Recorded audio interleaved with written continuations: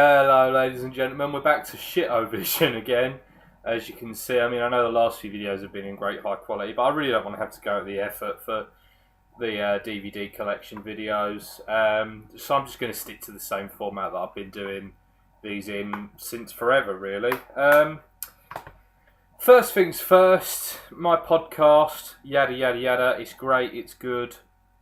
It's great and good. Check it out. The link in the description below. It's called Ironcast. If you're into music, then you've got to hear it. It's fucking brilliant. But anyway, here we're today talking about films. We're on part 6? 5? 6? I think it's part 6 of my DVD collection and part 7 of my Blu-ray, if you include the Blu-rays. So, yeah.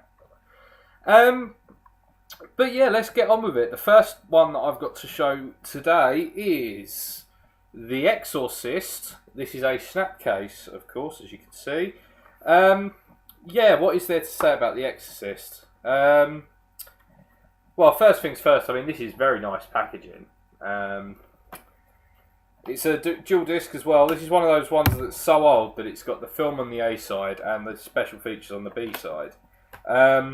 To give you an example, to illustrate exactly how old this is the 25th anniversary release. The Exorcist came out in 1972, 3, something like that. So, yeah, it's like 98, 97, something like that. 99, it says here. Yeah, 1973 it came out. Yeah, no, like I say, The Exorcist is a classic of horror cinema. Regardless of my personal thoughts on it, I don't find it that scary as a movie personally, but then it's one of those films that kind of, it really depends on your worldview and where you're at in yourself to, how scary you find that film. I don't believe in God or the devil, so, that's kind of me off the list on that one. But yeah, no, from a cinematics point of view, it is really, really good. I can't knock the way the film's made. I can't knock the story. It is very, very good from all those sorts of angles. And I can see why people were really scared by it at the time. But that'll do for that one. Next up, Extras, the complete box set. So this has got the complete first series, the complete second series, and the Christmas special. Extras, of course, Ricky Gervais and Stephen Merchant TV series.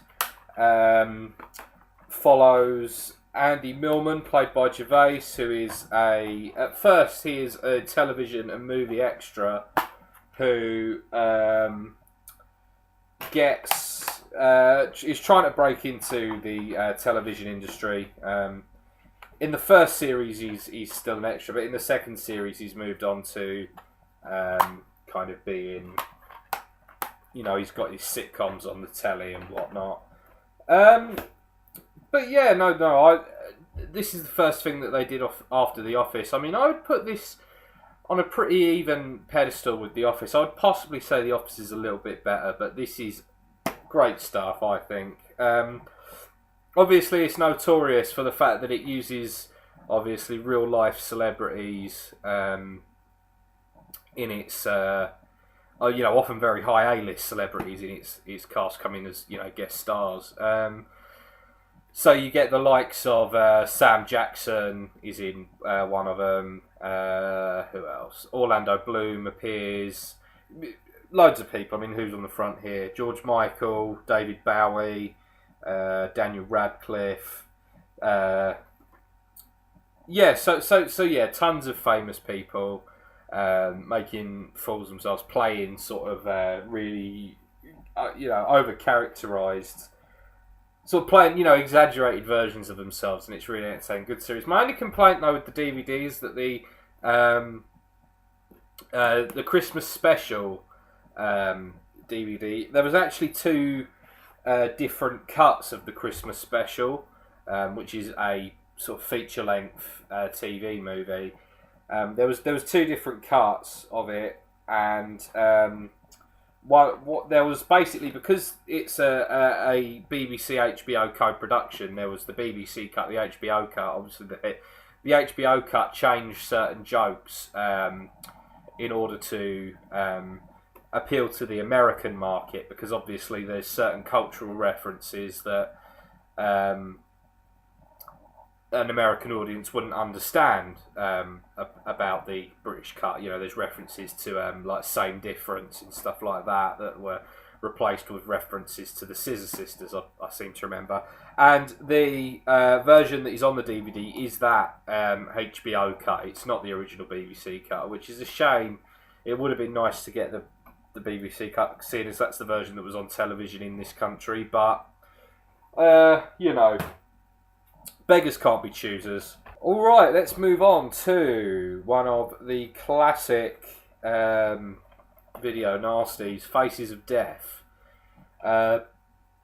This is the 35th anniversary edition. It is, of course, an import from the Netherlands. It's an import from the Netherlands. Comes in a slipcase. For a 35th anniversary edition, this is quite a cheaply put together thing, I've got to say. I mean, the disc is, I think this is a repackaged disc. This must have been from a different release, because, you know, it seems weird to me that they'd have kind of artwork from two different releases. You know, this is sort of the classic artwork. This was the movie poster. It was on the this was the sleeve for the video back in the day, all of this. But that design on the disc with the skull, that was there have been a bunch of releases that have had this as the cover, but whatever. So this movie is currently cut quite heavily in the UK to cut out scenes of animal cruelty. So I got the import just because I wanted to get it uncut, if possible. So yeah, this is fully uncut. Not that enjoyable, to be honest. Not that graphic. Well, it is pretty graphic. I mean, obviously the animal violence stuff is pretty horrible. Not all of it's real, though. I should point that out. The most famous animal scene, the monkey brains part, is faked. Obviously, the slaughterhouse footage is not, and the dog fighting stuff is not. Although I believe the slaughterhouse stuff is actually in the UK version, but whatever. And there is some surgical stuff as well that's pretty nasty. But they openly admit now, the filmmakers, that although this was marketed as having, you know, contained mostly as being made up of real footage, that they faked most of it, and it is pretty obvious, to be honest, because I'm not that into this film, to be honest. I just got it because it was on the Video Nasties list, and it's a bit of a curiosity piece. I mean, it's not something that you get in the, you know, the modern day and age. This is very 70s. I believe it came out in the 70s, but yeah, that's Faces of Death. All right, next up we have Family Guy Presents Blue Harvest. Of course, the first instalment of this trilogy of Family Guy hour-long episodes, or however long they were, ripping on the original Star Wars trilogy. This one is obviously based on the original Star Wars. Some know it as Star Wars Episode 4, A New Hope. But of course, when it was originally released, it was just called Star Wars. It wasn't called A New Hope until George Lucas started fucking with it. But yeah, I quite like that one. I'll move on, I'll show you the second one now as well. That's something Dark Side. This is the pastiche of The Empire Strikes Back. This is probably my favourite one. I seem to recall this being my favourite one. Fire giant boob nipple gun and all that sort of thing, you know. Pretty good. And this was the first time I ever saw a DVD that had... this is actually my brother's originally.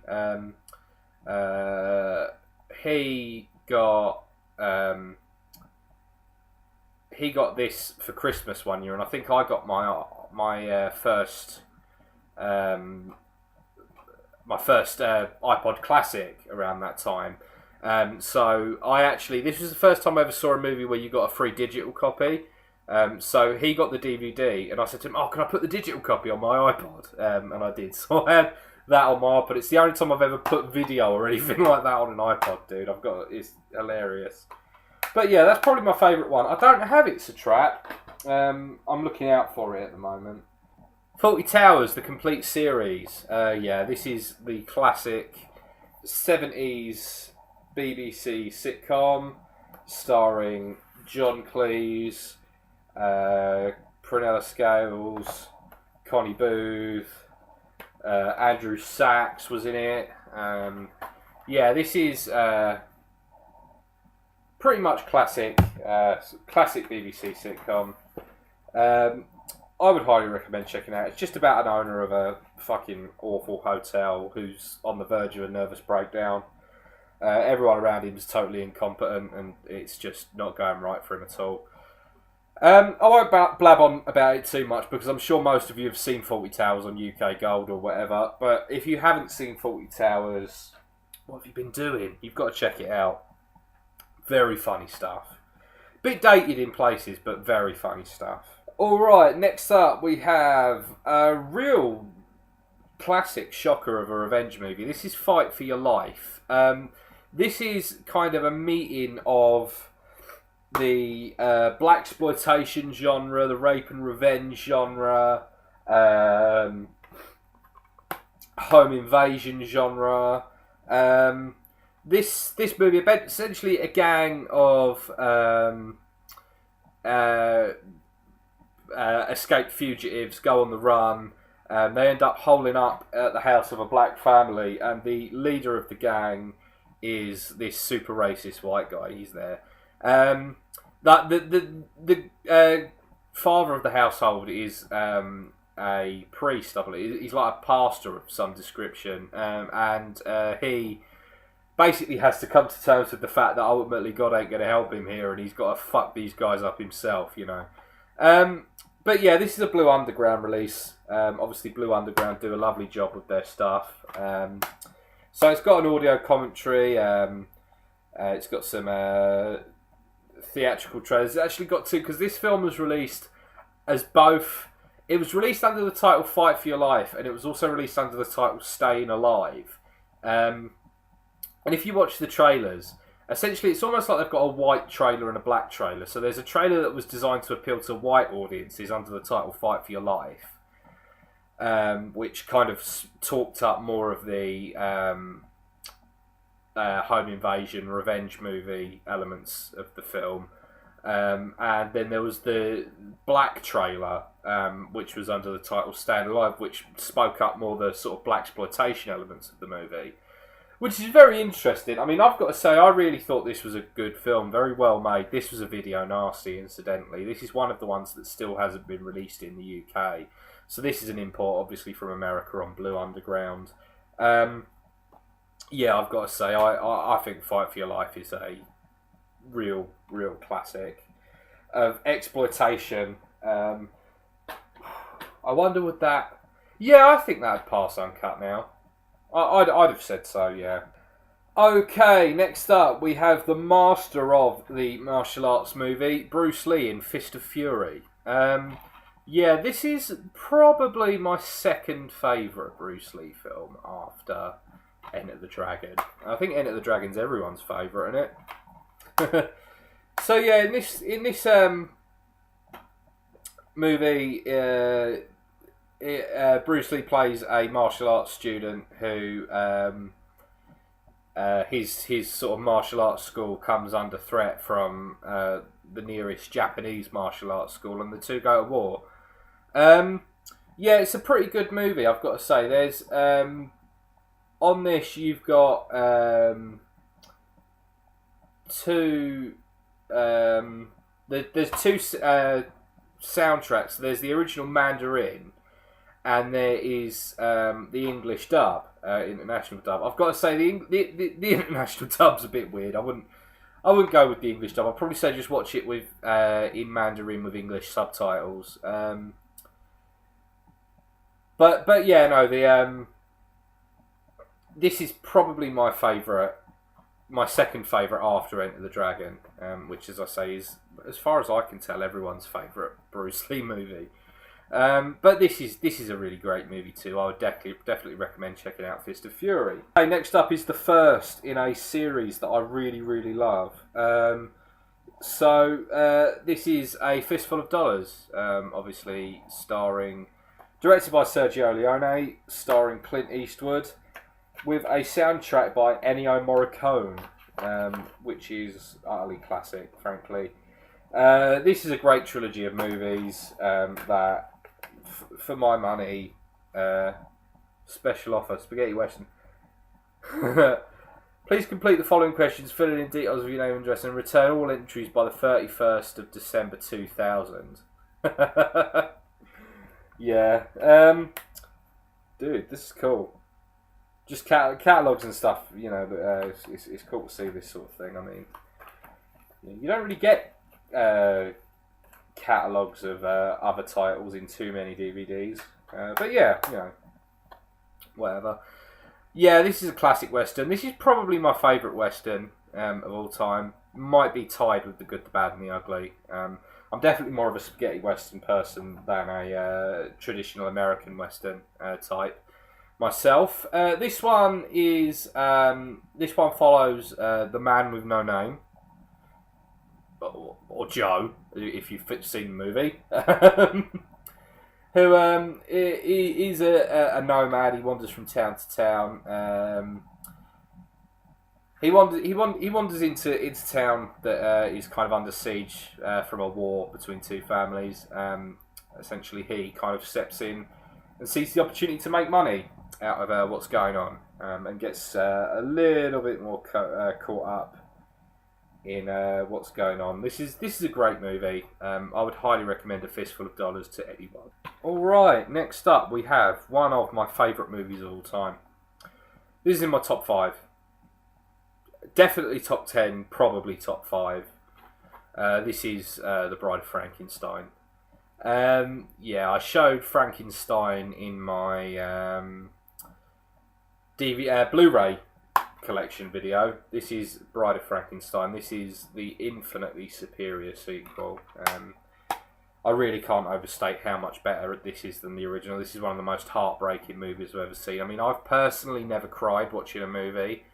The closest I ever came, I did get very emotional over Bride of Frankenstein. Although I didn't actually cry over it. But I came close. I've got to say, I came close. Yeah, so obviously the monster doesn't die in the fire. He obviously makes his way back to his creator, and eventually Dr. Baron Frankenstein is convinced to create a mate for the monster, the bride of Frankenstein. Yeah, obviously it doesn't all go to plan. I won't ruin the movie too much more. This is one of the most beautiful films ever made. I've really got to say, I cannot overstate the virtues of this movie. I think everyone needs to see this movie. It's beautiful, it's tender, it's loving, it's heartbreaking, it's dark, it's kind of funny in places. It's one of the most touching movies I've ever seen, for sure, which is amazing for a monster movie, you know, what is essentially an exploitation movie. Yeah, no, I love The Bride of Frankenstein. Okay, moving on. We've got some live DVDs from a comedian. I've done a few of these before, but we'll just check these out quickly. There's Frankie Boyle live. Yeah, I'm quite a big fan of Frankie Boyle. This one I haven't watched yet. This is his first live DVD. I haven't actually gotten around to watching this one yet. I got that on second hand. I found that in a charity shop. But yeah, I think he's a really funny guy. I know that he's not everyone's cup of tea. His humour is incredibly dark, often quite vulgar, quite blue. But you know, I guess he's not for this. Is if I could reach out through your TV and strangle you, I would. Something tells me that this is my favourite of the three. I mean, I haven't actually. I think I've seen the first one, but on TV. So, but you know. And this is The Last Days of Sodom. This is the most recent one from 2012, and this is, if I recall, by far the most vulgar. This is the one that's got all the stuff about the paedophile demon and all that sort of thing. This has also got the pilot for Frankie Boyle's rehabilitation program on it, which was an unaired Channel 4 pilot released on this DVD for the first time for a program, a panel show type thing that Frankie Boyle was going to host for Channel 4. Which is definitely interesting. which is definitely interesting to see. I really want to get a hold of Frankie Boyle's Tramadol Nights, which is the sketch show he did on Channel 4 that ran for one season. And I know it is out on DVD, but I've not seen it anywhere. But I will get it at some stage. Okay, next up. The first movie in this series I showed in my Blu-ray video. This is Friday the 13th Part 2. This is obviously the introduction of the famous Jason Voorhees. This is well, I say introduction. He is, I guess, technically in the first one at the end, but like I say, this is Jason Voorhees fully fledged as the bad guy in Friday the 13th Part 2. Yeah, obviously in this movie he doesn't have his iconic hockey mask yet. He's still wearing a burlap sack over his face in this movie. He doesn't get the hockey mask until Part 3.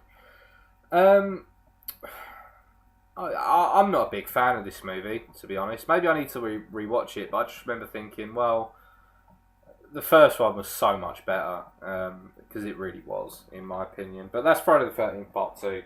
I'll motor through these pretty quickly. I don't have all the Friday the 13th Part movies, but I'll show you all the ones I've got. Obviously, like I say, the first one's in my Blu-ray video if you want to know my thoughts on that movie.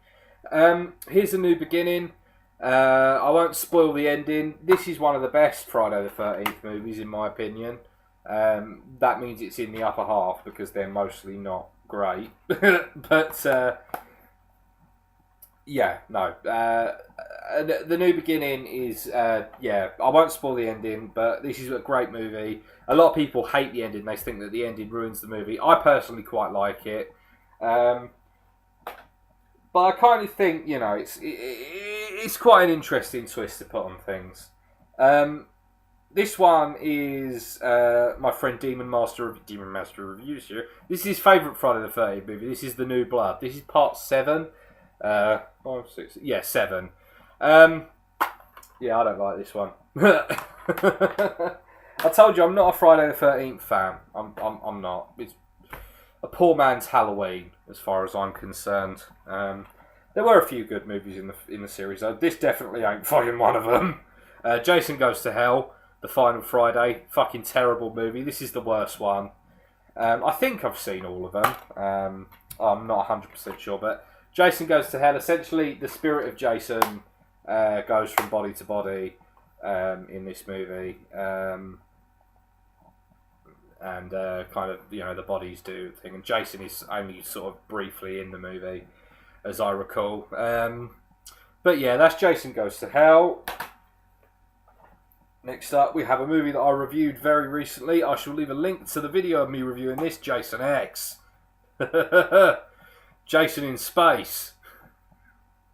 That's what they should have called this movie. They should have called it Friday the 13th Part 10, Jason in Space. That's what they should have called this movie. Like I say, if you want to know my thoughts on this movie, link to the review in the description. Yeah, that's Jason X. Here we have the famous crossover from 2003, I think. Freddy vs. Jason. I remember this movie being in the cinema. I never saw it, obviously. I was fucking 8 years old at the time. But, was it 2003? Let's see if I can find the date on it anyway.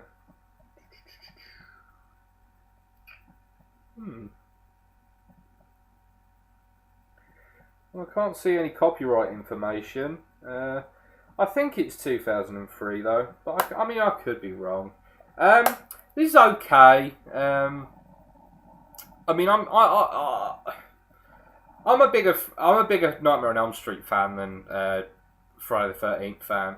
But it's an okay movie. It's definitely more of a Nightmare on Elm Street movie, I'd say, than a Friday the 13th movie. I mean, Jason sort of ends up being a little bit more sort of the hero of the movie, if you like. But, you know, whatever. It's okay. It's Freddy versus Jason. And I'll tell you what, we'll end on this one. Wrap it up nicely. This will be a nice, neat way to keep the video all wrapped up. This is the remake of Friday the 13th from 2007, 2008, I think. It could be a bit later. 2009, it says on the back here. Yeah, do not care, frankly. I'm not even going to really go into too much detail about it. I wasn't a big fan of the movie. Thought it was okay. I quite like the idea of, rather than just doing a straight remake, sort of to condense the first 3 movies down into one, because that's kind of what this does. But yeah, it's you know, obviously it's a Platinum Dunes production, so you know what you're going to get. It's a whole lot of style and not a lot of substance, like everything Michael Bay touches. But that's that. That'll do for the video. Make sure you click the link down below to go and check out my podcast. As I say in every video I do, it's amazing and you should definitely check it out. Also check out the Jason X review that there is a link to below if you haven't already. And other than that, I'll see you next time I happen to make a video. Cheers, ladies and gentlemen.